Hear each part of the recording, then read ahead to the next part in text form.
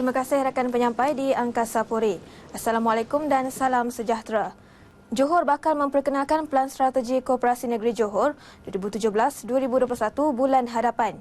Ia sebagai usaha meningkatkan pendapatan koperasi terbabit sekaligus menyumbang kepada pembangunan ekonomi negeri.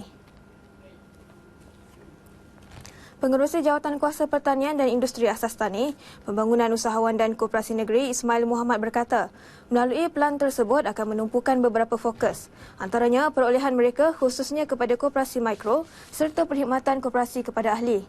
Setakat ini lebih 1,300 koperasi berada di negeri ini, manakala hanya 10% koperasi di negeri ini memperolehi pendapatan lebih RM50 juta setahun.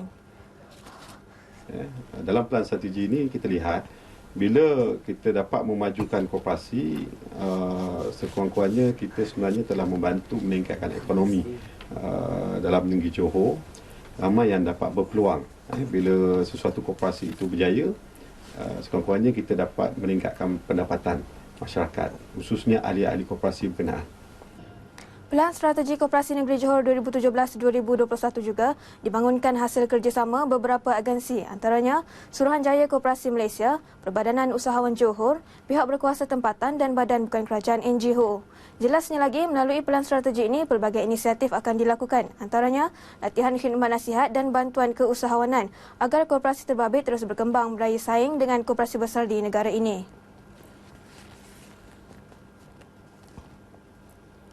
Kalau koperasi-koperasi yang bermasalah ini supaya mereka terkeluar daripada permasalahan ini. Kita ada tim yang memberi khidmat nasihat, tim yang akan membimbing koperasi-koperasi ini, termasuklah kita bagi latihan. Kalau boleh kita nak keluarkan semua daripada permasalahan yang berlaku lah. Beliau ditemui kru RTM selepas menjadi tetamu di Johor FM Johor Bahru.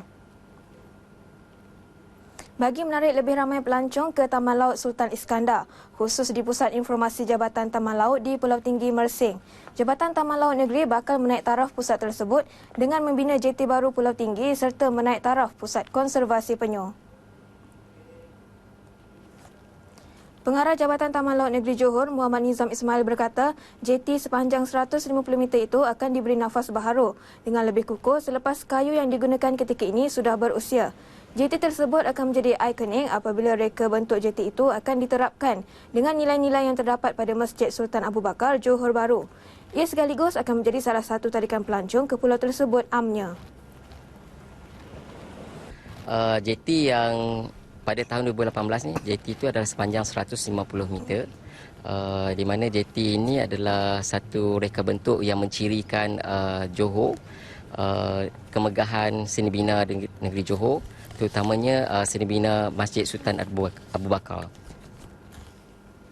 Sementara itu, Pulau Tinggi yang turut menjadi salah satu lokasi pendaratan penyu juga akan terus dipelihara.